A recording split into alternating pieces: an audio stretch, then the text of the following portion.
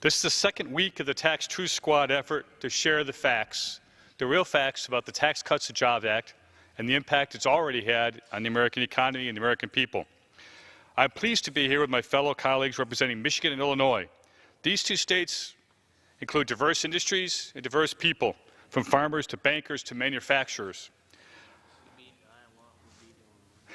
I am humbled to represent the hardworking people of the 10th Congressional District and the Midwest. And this is exactly what the Tax Cuts and Jobs Act has done: helped our constituents work every day supporting their family and helped our local economy. My colleague before me proceeded to speak about we should pay attention to the needs of those close to and living in poverty. Well, I wish he'd stayed. I grew up in poverty. Like many in Michigan, I grew up in a large family. I had 6 brothers and sisters. My dad got a good job building trucks on the line at General Motors. My mom often had a full-time job to help make ends meet. That's why I committed to supporting policies that create real economic growth and economic opportunity for families like the one in which I grew up. I was but a young pup in 1986, the last time our tax code was modernized.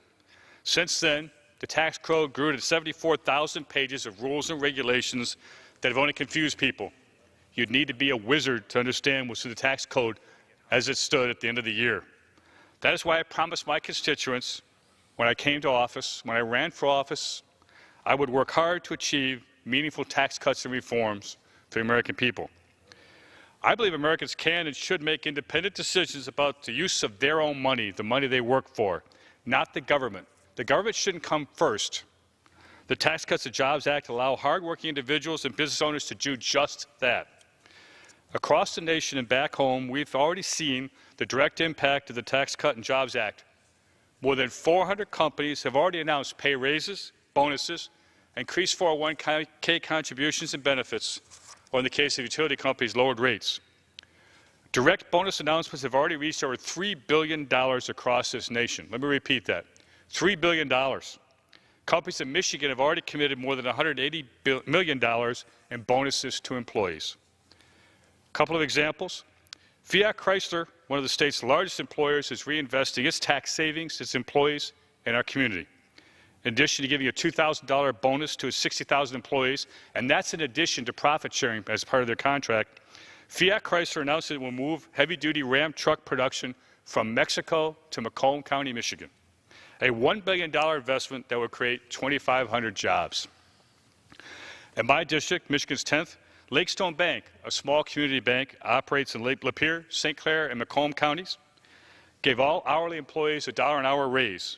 Now, I know some consider that to be crumbs. Where I grew up, a $1 an hour more is real money. They gave all their salaried employees a $1,000 bonus, saying, "We're appreciative of all Lake Stone Bank and Trust employees and certainly what they've accomplished over the years. This is a once-in-a-lifetime opportunity, and we know we want to reinvest much of the savings from the tax bill in our bank, and the first place we're going to put it is in the hands of our employees. Employees are our most important asset."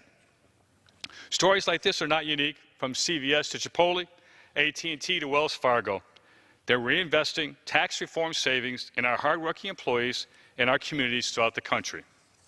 This is the second week of the Tax Reform Truth Squad, we're calling it, an initiative where members from states across the nation are invited to tell their stories about the benefits of tax reform. There are countless stories that they're anxious to express, and at this point in time, I'd like to recognize one of those members.